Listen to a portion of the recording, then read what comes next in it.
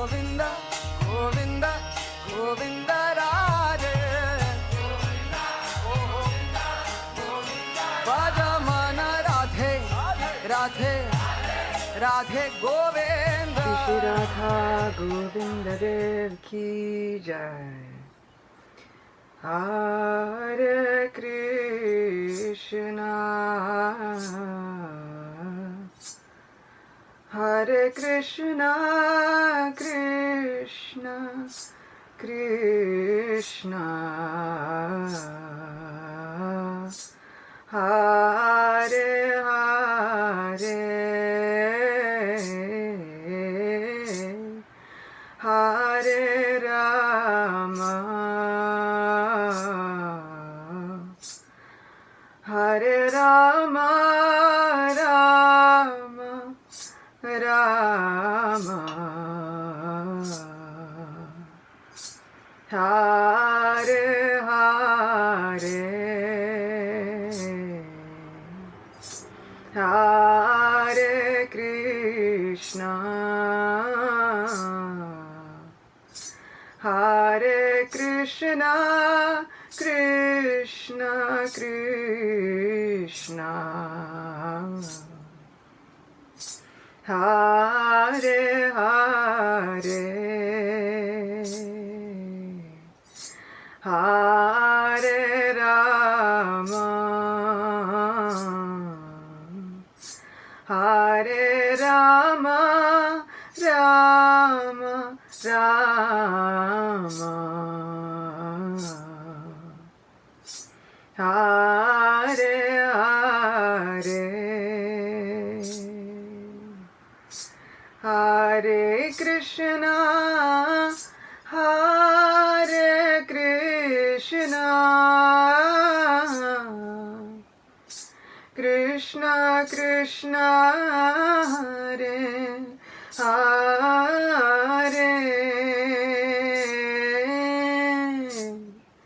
Hare Rama, Hare Rama,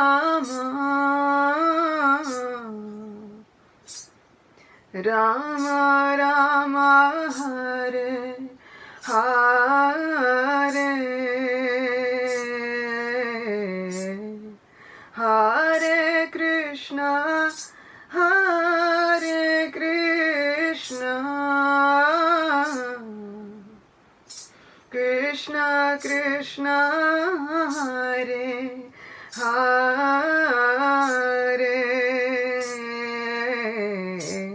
Hare Rama, Hare Rama,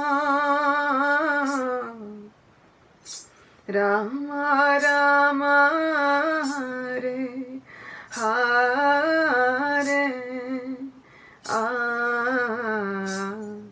Hare Krishna, Hare Krishna, Krishna Krishna, Hare Hare, Hare Rama,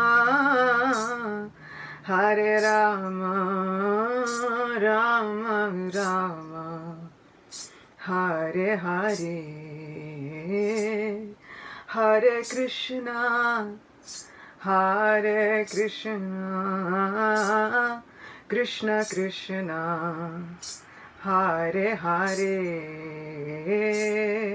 Hare Rama, Hare Rama, Rama Rama, Hare Hare, Hare Krishna, Hare Krishna, Krishna Krishna, Hare Hare, Hare Rama, Hare Rama, Rama Rama, Hare Hare, Hare Krishna, Hare Krishna, Krishna Krishna, Hare Hare, Hare Rama, Hare Rama, Rama Rama,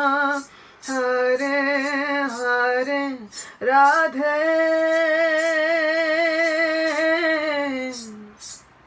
Radhe, Radhe, Govinda, Vajaman Radhe, Radhe, Radhe Govinda, Radhe, Radhe, Radhe Govinda, Radhe, Radhe, Radhe Govinda Jaya, Radhe, Radhe, Radhe Govinda, Radhe, Radhe, Radhe Govinda, Radhe, Radhe, Radhe Govinda, Radhe, Radhe, Radhe Govinda, Radhe, oh Radhe, Radhe Govinda. Shri Shri Radha Govinda Dev ki jai. Kali Yuga Dharma Shri Harinam Sankirtan ki jai. Welcome once again. It always happens at some point when we're singing. I kind of wind up thinking we could just keep going for a really long time. But there is katha to be spoken, there are adventures to be had, there are stories to be told. So we continue.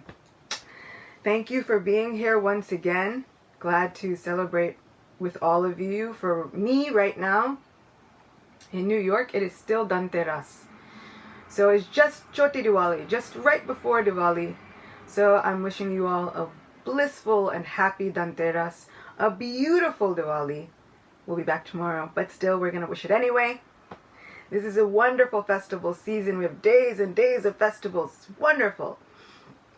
And we'll be speaking a great many things, but first, we have to bring our minds and our hearts into the realm of Sri Vrindavan Dham by singing the celebrated short bhajan, Jai Radha Madhava.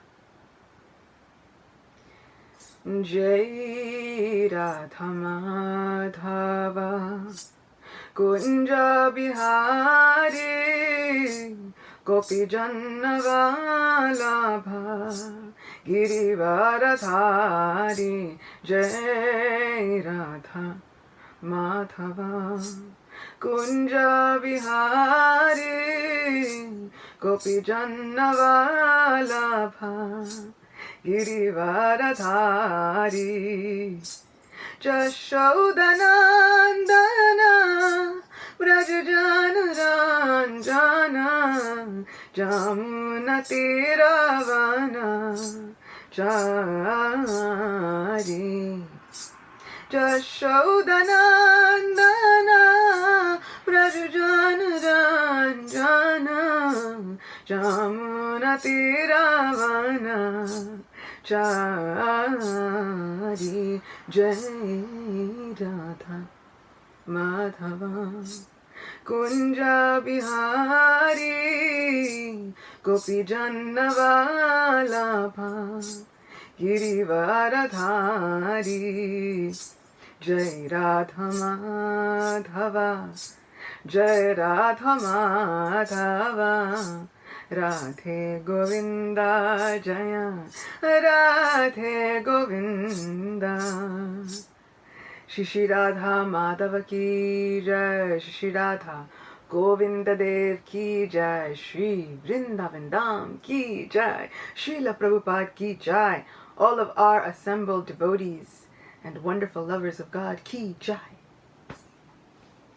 So of course, what would our night be without the wonderful singing of Damodarastika prayers? So we will be singing those. I'll give you a second to get your diyas ready so that you can offer a diya with all of us, whether it's an emoji that we have on recent already, or it's a real diya. We have Yashoda Damodar right behind us as always, wonderfully, blissfully presiding over all of these Bhagavad Kathas, lending their sweetness, lending their affection and their love to all of us as we offer them our hearts in return. So on this beginning of the festival of lights, let us offer a row of diyas, which is the meaning of the word Dipavali or Diwali. It is a row of lights. Let us offer row after row after row of lights, lighting up this beautiful internet sky with our affection and our love and our beautiful glances filled with adoration for Sri Yashoda Damodar, and also for Sri Ram, who will be returning home back into our hearts. Wherever Sri Ram returns to, that can become Ayodhya. Wherever Sri Krishna is, that place can become Vrindavan. So let us make our hearts the holy dham. Let us prepare our hearts as homes are being cleaned. Let us clean our hearts and whitewash everything. Make it nice and as pure as possible with the best mood ever. So if you feel like your day has needed some upliftment of a mood, let this session uplift you. Let this session bring joy to your day and to your mood, and just sit back and relax and listen to these beautiful bhajans and these beautiful stories which give us hope. And let this be the thing that uplifts the mood of your heart and begins to transform it into a place of pilgrimage. Namami Sharang Sachidanandarupam Lasat Kundalam Gokule Brajamanam Jashoda Biyalukaladavamanam Param Vishnamathyantato Drutya Gopya Rudantam Muhurnetram Yugmam Rijantam Karambojayugmena Satankanetram Muhu Swasakam Patrirekanka Sita Graivam Damodaram Bhakti Bhadam Iti Driksvalilabhir Ananda Kunde Sagosham Yamajantam Akyapayantam Tadiyeshitageshu Bhaktajitatvam Puna prematasnam sata vrittivande Varam deva mokshamna mokshavadim va Nachanyam vrineham varisadapiham Idam teva purnata gopala balam Sada me manasya virastam kimanye Idam te mukham vojam atyanta nilair Britam kuntale snigdha raktasya gopya Muhushchumbitam bimba raktadaram me Manasya virastamalam lakshalabhe O namo devo damodar ananta vishnu Prasida prabhu dukha jalabdimagnam Kripa drishti vrishchati dinambatanu Grihane shamamagyam edyakshidrishya Kuveratmajo bhadam mrityavayadvad Tvayamochito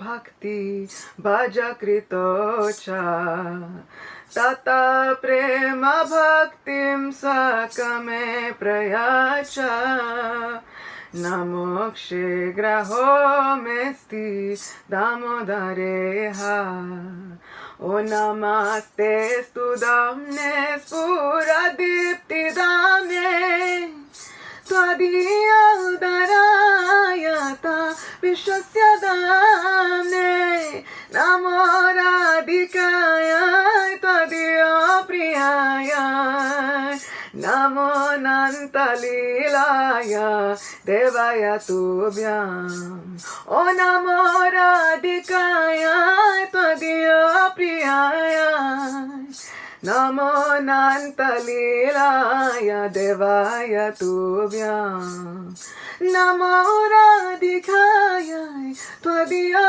Priyaya Namo Radhikaya Tvadiya Priyaya Namo Radhikaya Tvadiya Priyaya Namo Nantalilaya Devaya Tubhyam Hare Krishna Krishna Krishna Hare Hare Hare Rama Rama Rama Hare Hare Shri Radha Damodar ki jai Shri Radha Govinda Dev ki jai Shri Yashoda Damodar ki jai Shri Vrindavan Dham ki jai.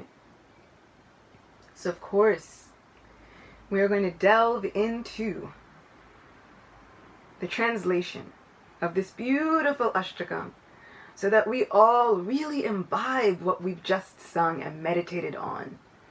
Let's bring our minds and our focus to this translation, brought to you with musical accompaniment by my dearest nephew Keshava Madhava.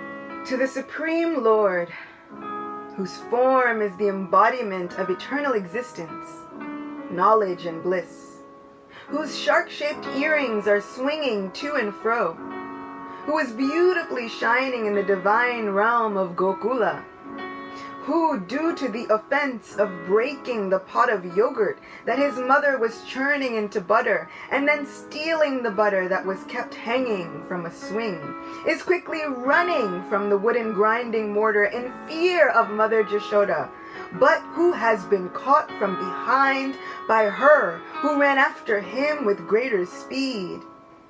To that Supreme Lord, Sri Damodar, I offer my humble obeisances. Seeing the whipping stick in his mother's hand, he is crying and rubbing his eyes again and again with his two lotus hands. His eyes are filled with fear, and the necklace of pearls around his neck, which is marked with 3 lines like a conch shell, is shaking because of his quick breathing due to crying. To this Supreme Lord Sri Damodar, whose belly is bound not with ropes, but with his mother's pure love, I offer my humble obeisances. By such childhood pastimes as this, he is drowning the inhabitants of Gokula in pools of ecstasy, and is revealing to those devotees who are absorbed in knowledge of his supreme majesty and opulence that he is only conquered by devotees whose pure love is imbued with intimacy and is free from all conceptions of awe and reverence. With great love, I again offer my obeisances to Lord Damodar hundreds and hundreds of times. O my Lord, although you are able to give all kinds of benedictions, I do not pray to you for the boon of impersonal liberation, nor the highest liberation of eternal life in Vaikuntha, nor any other boon which may be obtained by executing the 9 processes of bhakti. O Lord, I simply wish that this form of yours as Bal Gopal in Vrindavan may ever be manifest in my heart. For what is the use to me of any other boon besides this? O Lord, your lotus face, which is encircled by locks of soft black hair tinged with red, is kissed again and again by Mother Yashoda, and your lips are reddish like the bimba fruit.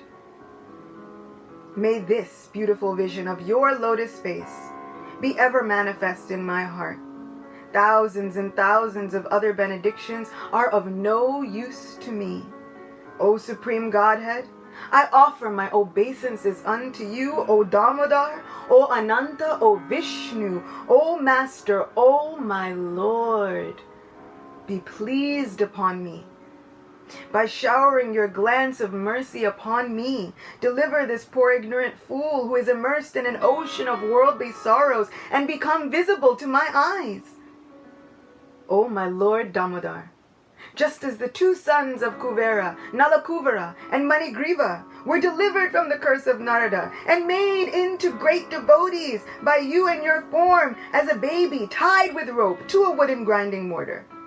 In the same way, please give to me your own prema bhakti.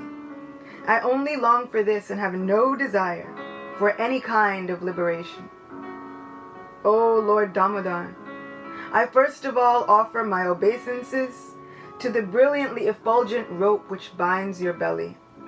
I then offer my obeisances to your belly, which is the abode of the entire universe.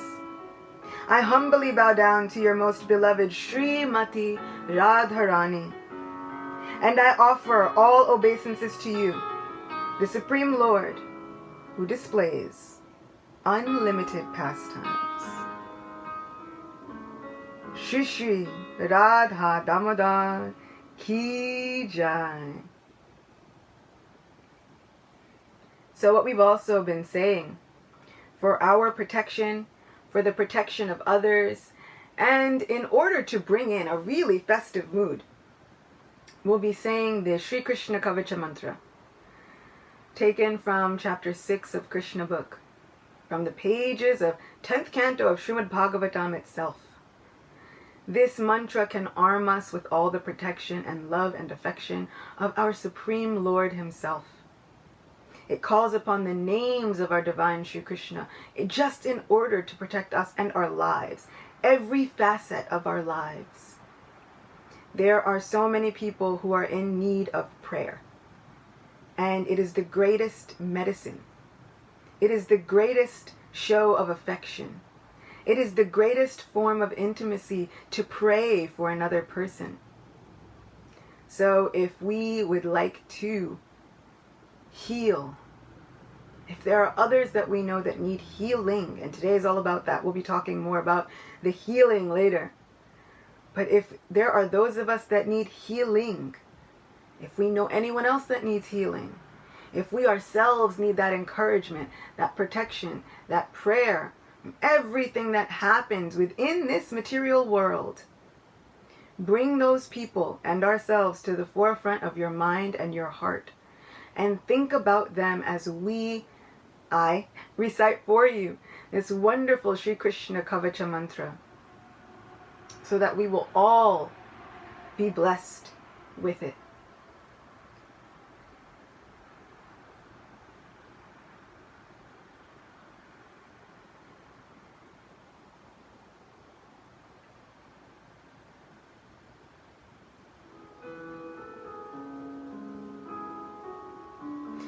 This is a prayer that was spoken by Mother Yashoda, and it was spoken over her little baby Krishna. This prayer was given from Sri Krishna to Lord Brahma. From Lord Brahma it was given to Lord Shiva. From Lord Shiva it was given to Durvasa Muni. And from the great sage Durvasa Muni, it was given to Mother Yashoda. And she speaks this for the protection of little baby Krishna. And we can speak it for all of us.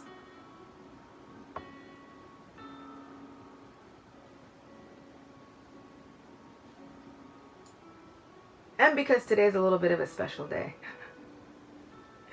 we'll add in the special. We'll invoke as much of this prayer as we can.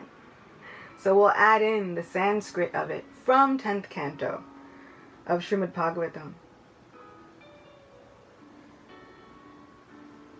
Avyadajongrimanimam stavajanyatoru Yagyochuta katitatam jataram hayasya Hritkeshavastwadura ishayinastu kantam Vishnurbuja mukamurukrama ishwarakam Chakryagrata sahagado harirastu paschat Tvatparshvayor danurasi madhuha janascha Koneshu shanka urugaya uparyupendras Tarkshakshito haladara purusha samantat Indriyani rishikesha pranan narayano vatu Shveta dvipa patischittam mano yogeshwaro vatu Prishni garbhastute buddhim atmanam bhagavan para Kridantam patu Govinda shayanam patu madava Vrajantam avyadvaikunta sinam tvam shriyapati Bunjanam yagyabhuk patu sarvagraha bhayankara.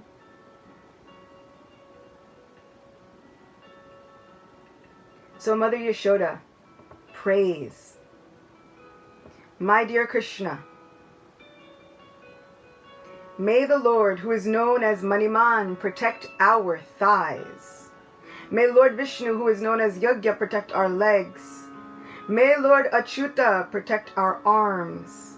May Lord Hayagriva protect our abdomen. May Lord Keshava protect our heart. May Lord Vishnu protect our arms. May Lord Urukrama protect our face. May Lord Ishwara protect our heads. May Lord Chakradhara protect our front. And may Lord Gadadhara protect our back.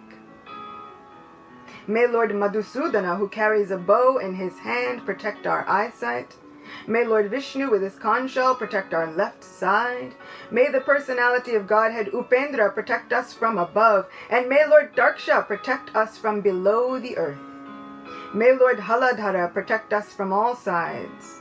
May the personality of Godhead known as Rishikesha protect all our senses. May Lord Narayana protect our breath. And may the Lord of Shvetadvip, Narayan, protect our heart. May Lord Yogeshwara protect our minds. May Lord Prishni Garbha protect our intelligence. And may the Supreme Personality of Godhead protect our souls. While we are playing, may Lord Govinda protect us from all sides. And when we are sleeping, may Lord Madhava protect us from all danger. When we are working, may the Lord of Vaikuntha protect us from falling down. When we are sitting, may the Lord of Vaikuntha give us all protection. And while we are eating, may the Lord of Sacrifice give us all protection. And it is often said that they would end kavachas, they would end mantras, they would end sacrifices with the beautiful Hari Om Tat Sat. May it be so, with the pleasure of Lord Vishnu. May it be so. May we all be protected by this beautiful Sri Krishna Kavacha mantra. So I hope that you were able to bring all of those that need that protection and need that healing to the forefront of your minds, whether it is you, someone else, and even me. So I hope that you were able to bring them into the mind, into the heart, into our focus. And we'll just wait and see how Krishna works all of his magic and his miracles. So today is Dhanteras. This is a very special day, also known as Dhanvantari Trayodasi. So for me it is the Trayodasi. Comes just before this new moon. And Dhanteras is the appearance of two very, very special people. Just coming before Diwali, why is it the appearance of Dhan or wealth in our lives? Well, of course, It has to do with the churning of the milk ocean.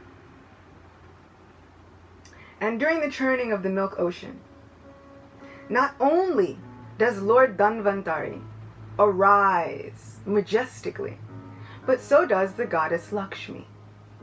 So it is the appearance of wealth within the universe. It is the return of wealth to the demigods.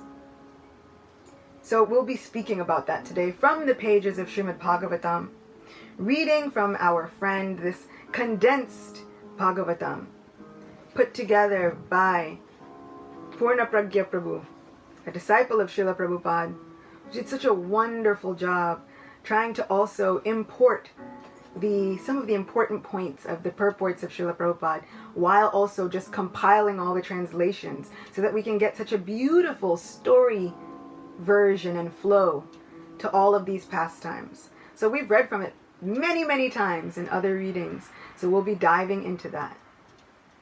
And of course, in order to begin our journey into the pages of Srimad Bhagavatam, we need our special open sesame. We need to recite the magic words. Om Namo Bhagavate Vasudevaya. Om Namo Bhagavate Vasudevaya. Om Namo Bhagavate Vasudevaya. And now, as that magical door to the spiritual world unlocks and opens, we get a glimpse of that shining, mystical divine realm which is self-illuminated. All of our little diyas are nothing compared to the bright light emanating from that spiritual abode, self-lit from the very effulgence of our sweet divine Lord. So we'll be speaking about the churning of the milk ocean.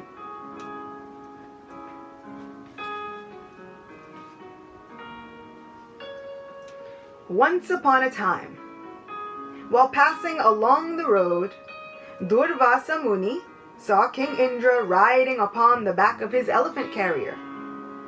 As a gesture of mercy, the sage offered Indra the garland he had been wearing.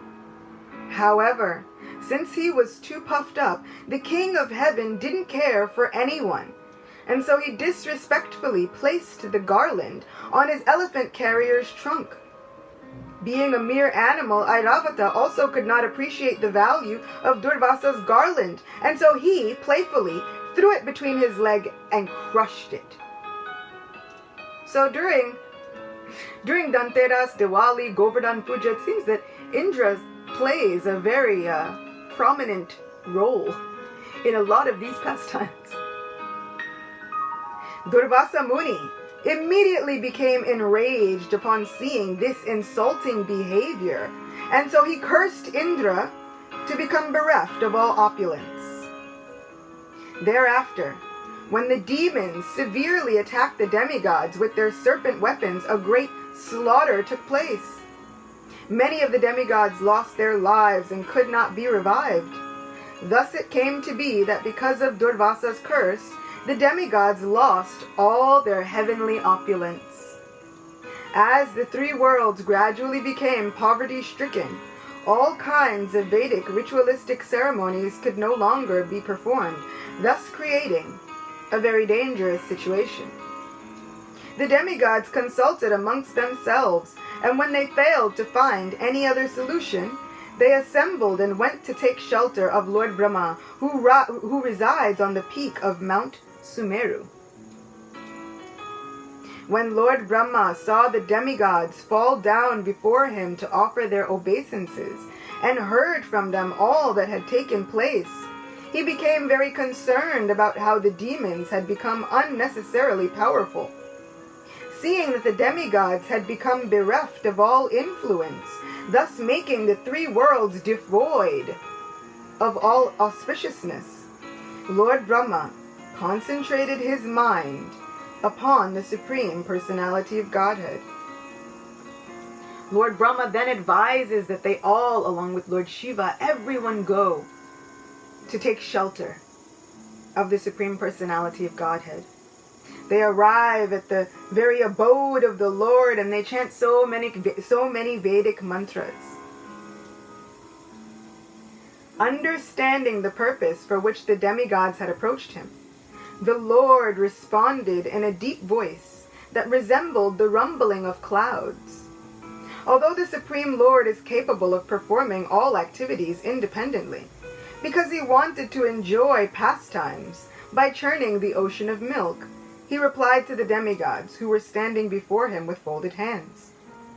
The Supreme Lord said, "O rulers of the planetary systems, please hear me with great attention, for what I have to say will bring you all good fortune. Because at present you are not flourishing, you should make a truce with the demons who are being favored by time. Fulfilling one's own interest is so important that one may even have to make an alliance with his enemies. For the sake of self-interest, I advise you to act according to the logic of the snake and the mouse." So once, there was a snake and a mouse. They were caught in a basket. The snake asks the mouse, "If you chew a hole in the basket, then we can both get out." And so the mouse chews the hole into the basket, but then the snake eats the mouse and then leaves the basket. So the snake gets a meal and he gets free. So the Supreme Lord is telling the demigods, you must make a truce with the demons. And in this way you use them to be able to get what you need. So some might think this is quite an interesting business mind the Supreme Lord has. But it only works if we enact this business mind under the direct instruction of our Divine Supreme Lord. Otherwise, it doesn't turn out so well for us sometimes, that cutthroat business mentality. O demigods, you should endeavor to produce nectar, for by drinking it, even a man on the verge of death can gain immortality. First, throw all kinds of vegetables, grass, creepers, and medicinal drugs into the ocean of milk. Then, with my help, make Mount Mandara the churning rod, and Vasuki the rope for churning. Along with the demigods, churn the ocean of milk with great attention. Even though your enemies will labor very hard, you alone will gain the actual benefit by my mercy. Everything can be accomplished with patience and a cool head, but when one becomes agitated with anger, the goal remains unattained. Because of this, whatever the demons ask should be given to them. A poison named Kalakuta will be produced from the churning, but you should not become afraid. And when other byproducts come from the milk ocean, you should not be greedy to enjoy them, keeping your minds fixed upon the real purpose.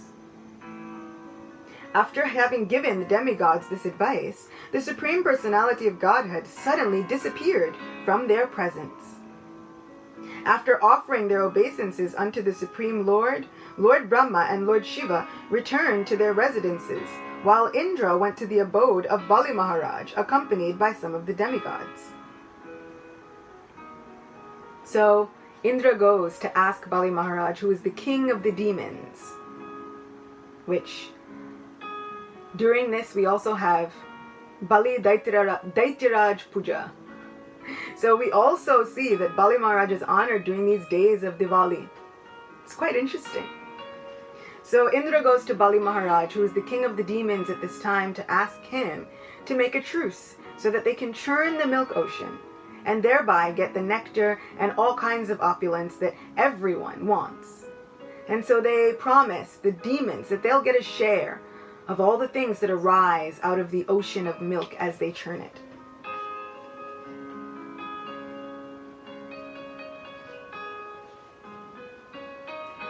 Being most intelligent, Indra very politely submitted the proposal given by the Supreme Personality of Godhead.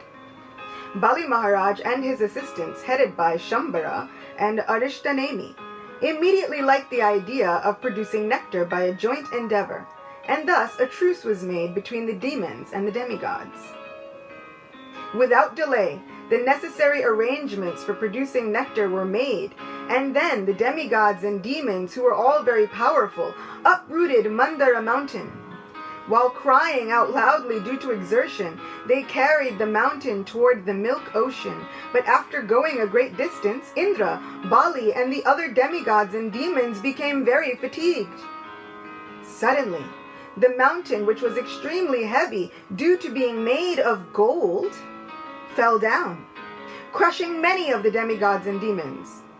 Because of this, everyone became disheartened, and many of their limbs were smashed. But then, the all-knowing Supreme Personality of Godhead arrived there, riding upon the shoulders of Garuda. Simply by glancing over the demigods and demons that had been crushed to death, Lord Vishnu brought them back to life, without even a single bruise remaining on their bodies. This brings to mind the beautiful verse, Mangalam Bhagavan Vishnu, Mangalam Garuda Dwaja, Mangalam Pundarikaksha, Mangalayatano Hari. The Lord of all auspiciousness. Upon their arrival, the Lord then very easily lifted Mandara mountain with one hand and placed it onto Garuda's back. Taking all the demigods and demons with him, the Lord departed for the ocean of milk. Upon their arrival, Garuda unloaded the mountain from his shoulders and brought it near the shore.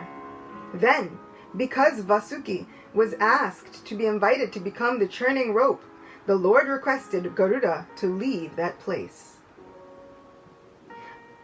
Thereafter, Vasuki was summoned by the demigods and demons, who convinced him to take up the arduous task by promising him a share of the nectar. After Vasuki was coiled around Mount Mandara, Lord Acyuta grasped the snake's head, thinking that he had better accept the more dangerous portion, and so the demigods followed suit. Lord Acyuta is none other than Lord Vishnu. So Lord Vishnu was on the back of Garuda. Lord Vishnu is now beginning to churn. Lord Vishnu is doing everything. Upon seeing this, the demons who always oppose the demigods did not like the idea of grasping the tail, for they considered it to be inauspicious. On the plea that they were all very highly advanced in terms of Vedic knowledge, aristocratic birth, and heroic activities, the demons protested, claiming that they deserved to hold the auspicious head of the snake. Seeing the demons silent and adamant, and understanding their motive, the Supreme Lord smiled, always does, and without discussion, he accepted their proposal by grasping Vasuki's tail. After making this adjustment, the demigods and demons, who were all sons of Kashyapa Muni, began churning the milk ocean with great enthusiasm, for they were very eager for the chance to drink nectar. Mandara mountain had no support, however, and so it sank into the water in spite of being held by the demigods and demons' strong hands. Their faces appeared to dry up.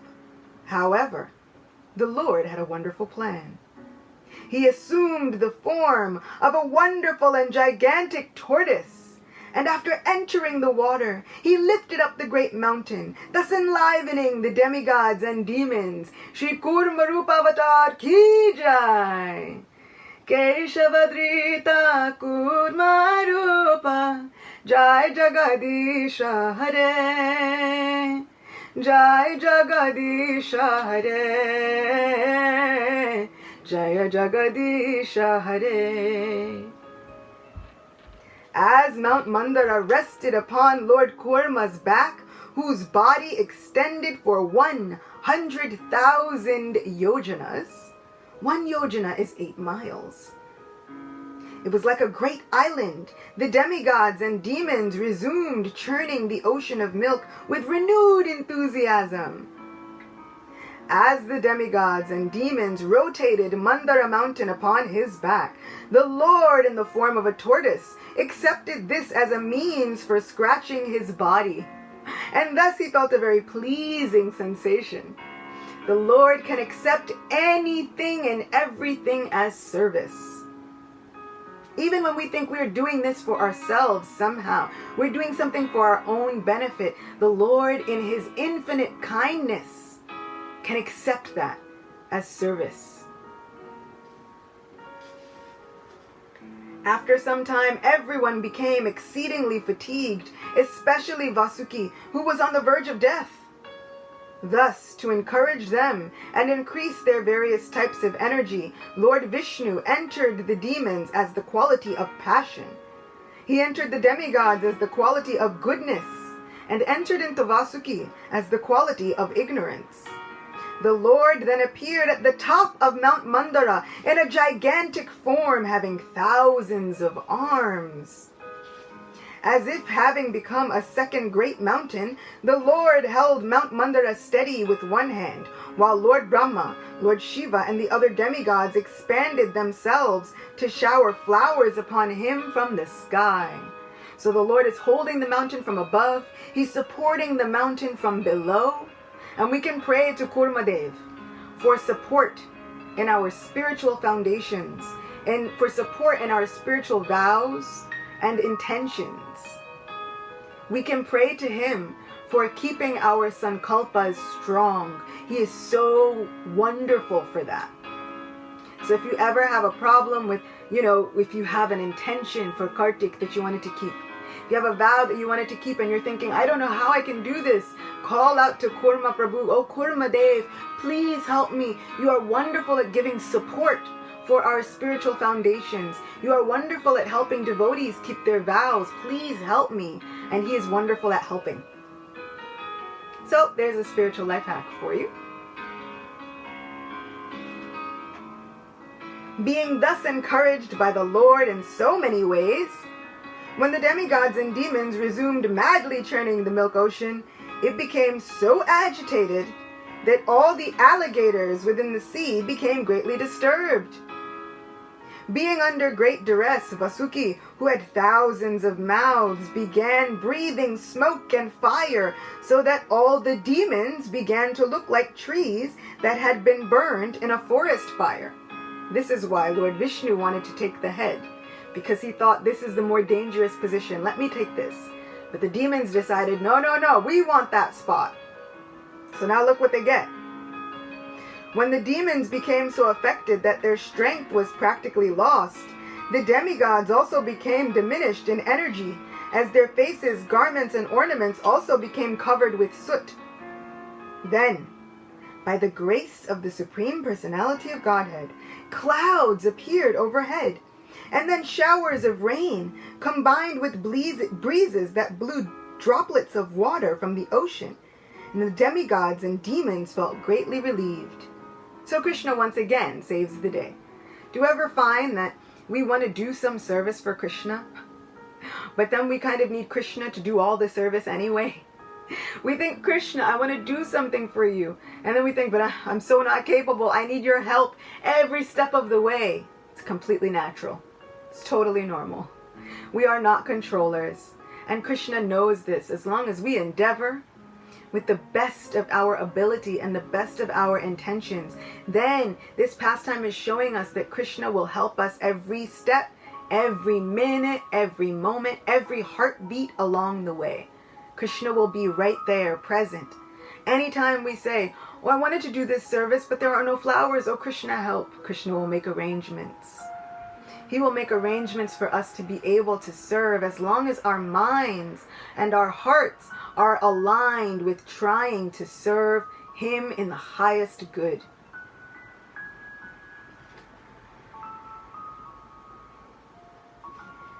And yet, even after being churned for a long time, and with so much endeavor on the part of the demigods and the demons, the milk ocean did not produce nectar.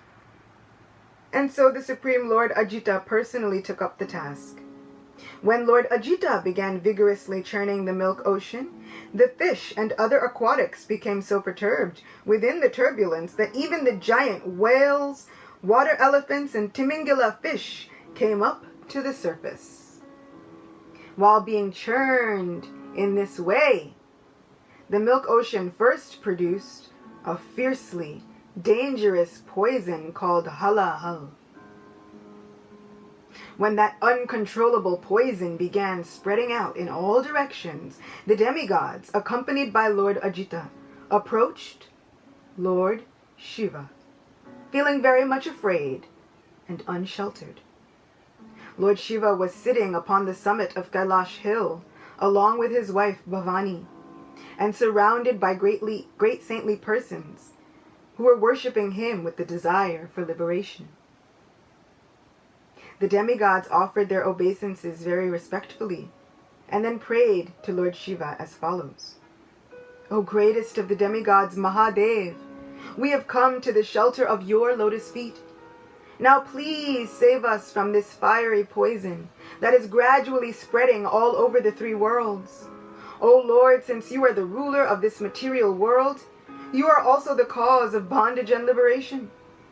Those who are advanced in spiritual consciousness therefore surrender unto you, and in return you mitigate their distress and give them liberation from their material existence.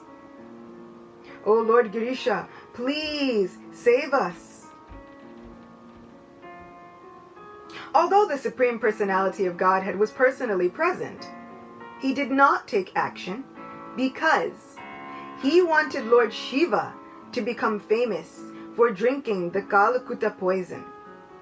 Actually, Lord Vishnu is always unattached to material activities, and so, when material actions are to be performed, he executes them through Lord Shiva.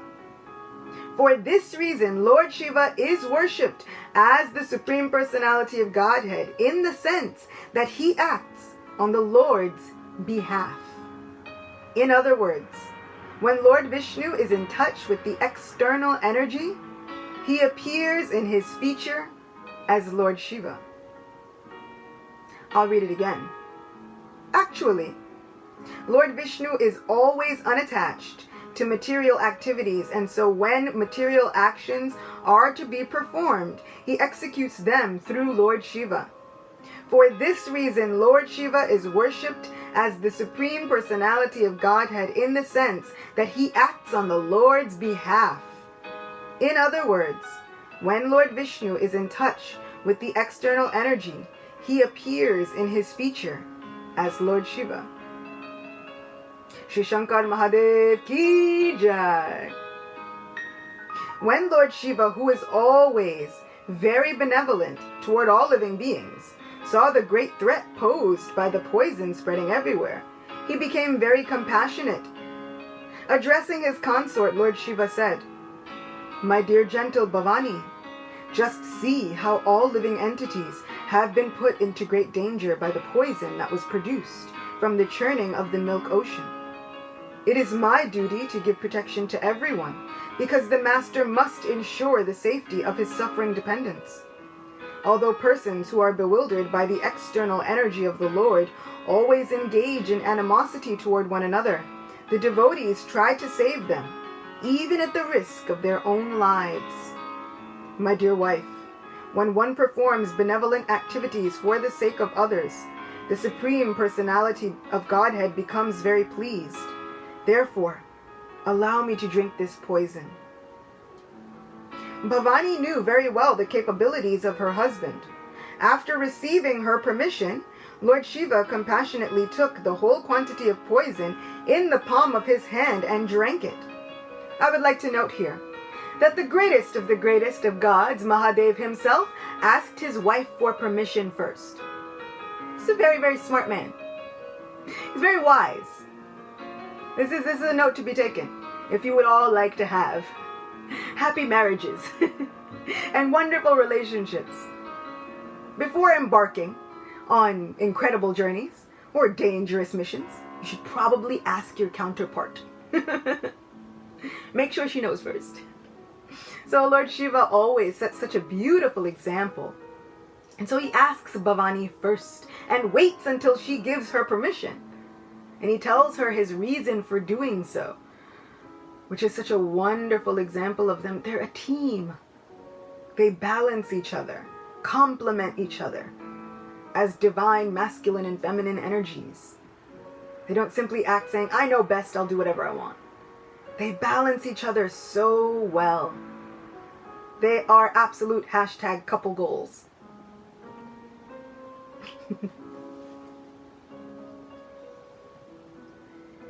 As if in defamation, the poison manifested its potency by marking Lord Shiva's neck with a bluish line, which is now accepted as one of his transcendental ornaments. Upon seeing this wonderful act, and being relieved from the impending danger, all the demigods, headed by Lord Vishnu and Lord Brahma, praised Lord Shiva very highly. Whatever little poison had fallen from Lord Shiva's hand was drunk by the scorpions, cobras, poisonous drugs, and other animals with poisonous bites, and that is how they acquire their poison. Thereafter, being very pleased, the demigods and demons resumed churning the ocean of milk with renewed vigor. And as a result, a Surabi cow appeared.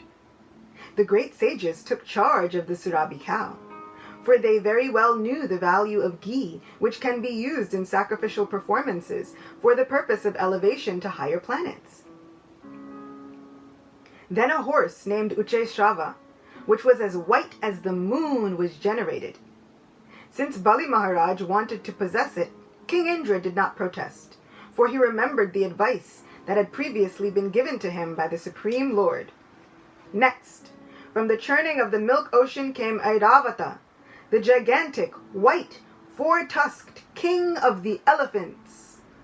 The 8 Diggaja, or elephants that guard the directions, were also produced, along with 8 she-elephants. So the directions in Vedic cosmology are held up by giant, magnificent, mystical, magical elephants that can actually disappear and reappear at will.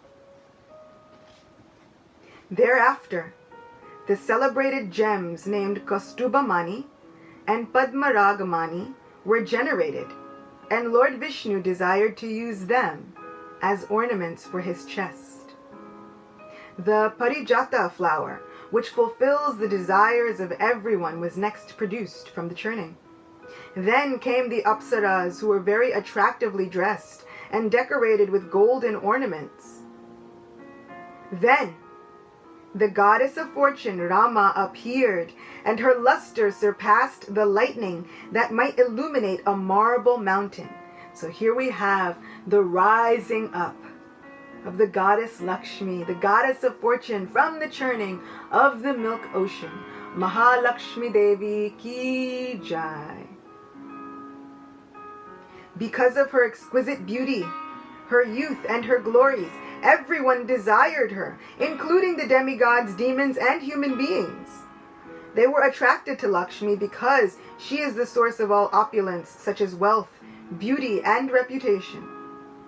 Indra immediately brought a suitable sitting place for the goddess of fortune, and then all the sacred rivers came there in personified form, bringing their pure water in golden pots. The personified earth collected all kinds of herbs and medicinal drugs that were necessary for installing a deity, and the cows supplied ingredients of 5 kinds: milk, yogurt, ghee, urine, and dung. Spring personified also brought her products, and thereafter the great sages performed a Maha-Abhishek bathing ceremony while the Gandharvas chanted the Vedic mantras. The clouds in personified form beat upon various kinds of drums and played conch shells, flutes, and stringed instruments.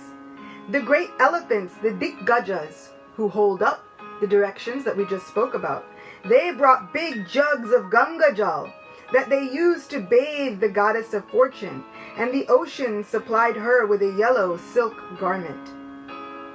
Varuna presented Lakshmi with flower garlands that were surrounded by intoxicated 6-legged bumblebees, and Vishwakarma supplied ornaments. The goddess of learning, Saraswati, brought a necklace. Lord Brahma gave her a lotus flower that Lakshmi now holds in her hands, and the Nagas, who hold all the gems. they presented her with earrings. Upon the completion of the ritualistic ceremonies, Lakshmi, who is absolutely dedicated to being enjoyed by the Supreme Personality of Godhead, began moving about in the assembly with a garland of lotus flowers in her hand.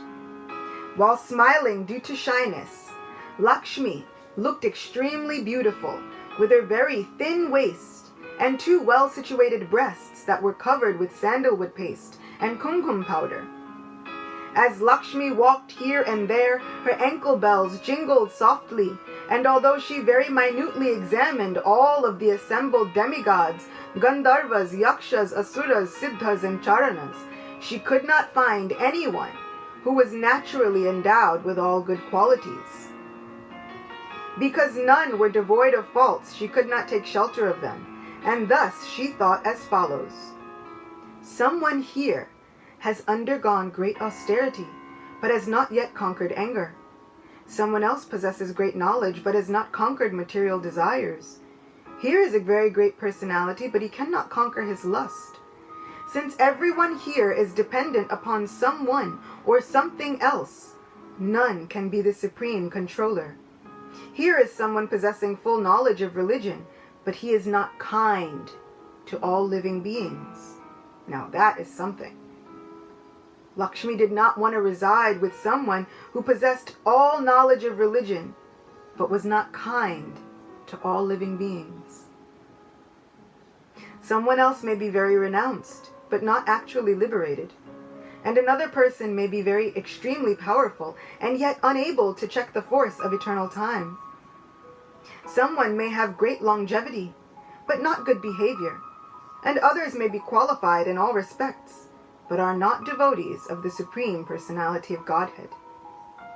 In this way, after due deliberation, the goddess of fortune accepted Mukunda as her husband, even though he is independent and not in need of anyone.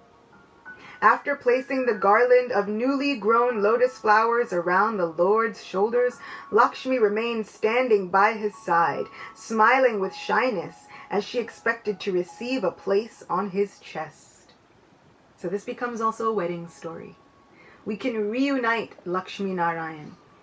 We can reunite Lakshmi with her Lord. Otherwise, she constantly moves from here to there. She's chanchal, very fickle.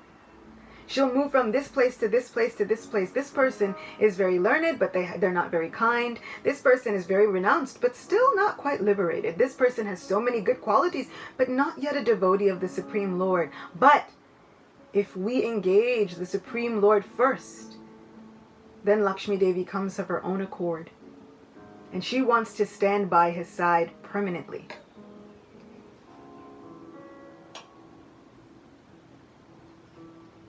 Then, a very wonderful male personality appeared. He was very strongly built with long, stout arms, and his neck was marked with 3 lines, so that it appeared like a conch shell. His eyes were reddish, and his complexion was black. He was very young, and his entire body was nicely decorated with flower garlands and ornaments. He was dressed in yellow garments, and in his hands he carried a jug filled up to the top with nectar. This person was Dhanteras, a plenary portion of Lord Vishnu, and very conversant with the science of medicine. Immediately, the shameless demons snatched away the jug of nectar by force, and as it was thus being carried away, the demigods became extremely morose. Then, as the demigods took shelter of him in their distress, the Supreme Personality of God had assured them by saying, "Do not be aggrieved. With my personal energy, I will bewilder the demons by creating a quarrel among them. In this way, I will fulfill your desire to drink the nectar." This is the appearance of Sri Dhanteras from the ocean of milk. So it is at this point that we're stopping with that story, right at the cliffhanger. But This is a story that gives such a roadmap for our lives. Sometimes we want to perform some service. We want to do something with the best intentions, but we need the Lord's help every step of the way. As we pray every single step of the way for the mercy of our dearest Supreme Divine Lord, of course He gives that mercy.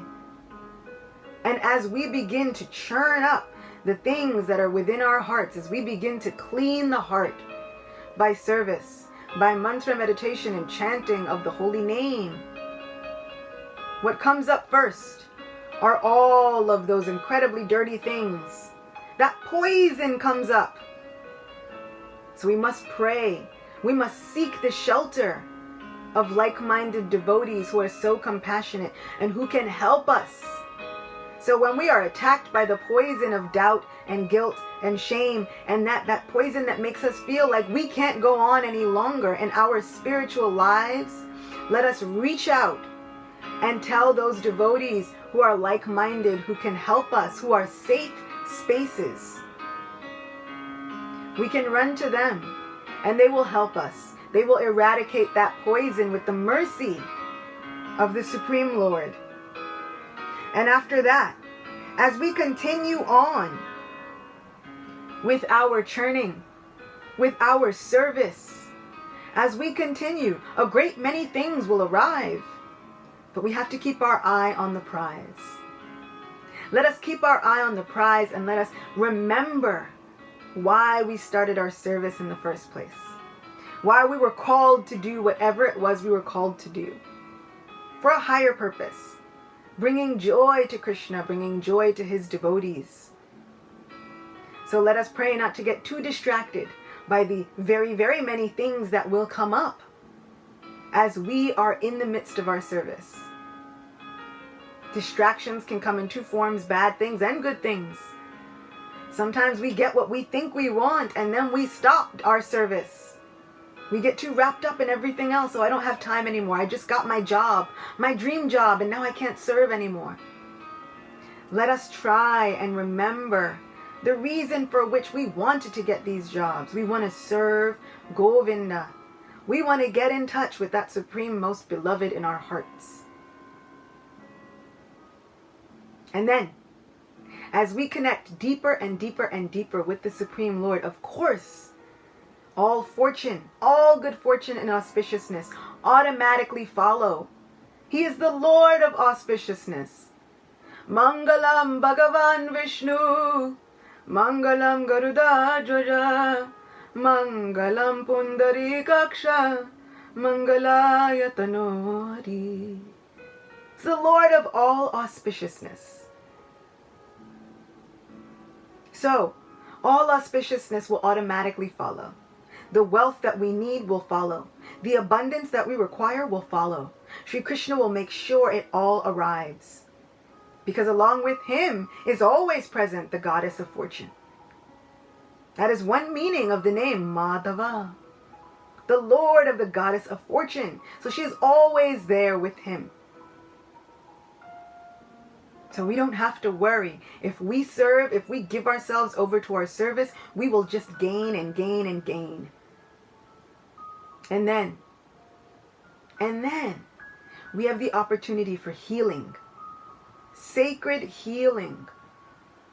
Healing of our minds, healing of our souls, healing of our spirit, healing of our body even. Lord Dhanteras is the Lord of healing. He is very conversant with medicinal properties. The Lord of Ayurvedic science and medicine. He has that spiritual healing. So sometimes when we've been in our service for a long time, we feel like we've been through war. We are fighting against material nature. Just trying to do our service. Constantly endeavoring. So that healing will follow. And when that healing comes, let us take shelter of the Supreme Lord in this divine form of Dhanteras. Let us accept that healing into our lives. This is Dhanteras. What is the wealth that's coming? It's spiritual opulence. What is the healing that is arising out of this ocean of service? It's spiritual healing. Let our minds and our hearts be healed by the presence of the Supreme Lord and the Supreme Goddess of Fortune. Let us be absolutely healed, and then let us get up to fight another day. Let us get up to fight against the jealousy and the anger and the greed and the lust and the undue competition that takes us further and further and further away from making our genuine connection with our divine beloved Lord Sri Krishna. So let us rest in that healing embrace of our Supreme Most Lord so that we can arise the next day ready to go. Ready to keep going, keep endeavoring, keep serving, keep loving.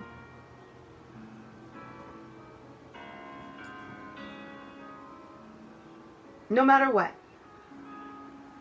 Just keep going one more day. If you've thought to yourself, I can't go another day, this is it, then this is your sign to keep going. The Lord is here, cheering you on. If you feel like, oh, I'm churning this big mountain and getting nothing out of it, the Lord will churn for you. If you feel like, oh, I can't make this thing happen in my life, the Lord will do it for you. If you feel like, I don't know what to do with my attention now that I've gotten everything that I think I want, the Lord will help you stay focused. And if you think I've been so beaten down by life, even I've been beaten down by my service, I try to serve and I encounter so much opposition, whether from family, whether from other devotees, whether from outside people, whether from the people who are closest to us, doesn't matter. The Lord will present that healing. So take a moment and rest in the healing embrace of our divine sweet Lord, so that we can get up another day ready to keep serving, ready to keep going. Run to these places, these safe spaces, these sanghas where us devotees can cheer each other on. You all cheer me on every day. You send beautiful messages of encouragement and enthusiasm. Sometimes just asking, are we having class today? And I think yes. And I get enthused. I feel excited. I feel ready to say, okay, I just can't wait till they hear this. Wait till they hear this part. They're going to love it. Or wait till we get to celebrate this. They're going to love it. So you all cheer me on every single day. This Sangha is a constant eternity circle of give and receive. It is a constant cooperation of giving and receiving of the best spiritual relationship we could ever have. So thank you. Thank you for being encouraging. Thank you for sending your enthusiasm and prayers. Thank you for being well-wishing lovers of our Supreme Lord. Thank you for being messengers of His mercy. Every time you all are messengers of His mercy, it's like you are little herbs that Dhanteras himself is sending. Little healing herbs. Here, go, go, go. Go over there and heal her. Sometimes Krishna sends us, go over there, heal that person. So thank you. Thank you for stepping out of your comfort zones. Thank you for tuning in. Thank you for sending your sweet, sweet comments and letters and messages, etc. Thank you for being all of who you are. I know I thank you, and I wind up praying for each and every one of you every time. So thank you. Today, Dhanteras is all about that spiritual opulence and that spiritual healing making their appearance, walking into our lives. Lots of people create footprints in their houses. Some do it out of rice flour. Some do it out of sindoor, some do it out of alta. They make beautiful, some do it out of different kinds of materials. So if you were thinking, it's a great time to make footprints into your house. Some do it from rangolis. And they welcome in the goddess of fortune. But she's not alone. Never alone. Welcome in this divine couple. Welcome in Lord Dhanvantari. Welcome in that health. Welcome in that healing. Welcome in the spiritual opulence. Welcome it in and accept that auspiciousness into your life. And I'll see you all tomorrow as we continue our exploration of these days of festivals. Tomorrow, of course, we must talk about Sri Ram. So we'll see. We'll see where we go with it. I can't wait until then. Shri Shri Radha Govinda Dev Ki Jai. Shri Shri Radha Madhava Ki Jai. Shri Shri Radha Kunja Bihari Ki Jai. Shri Mahalakshmi Devi Ki Jai. Shri Dhanvantari Ki Jai. All glories to our Supreme Lord who performs unlimited pastimes. Shri Vrindavan Dham Ki Jai. Shri Shri Radha Damodara Ki Jai.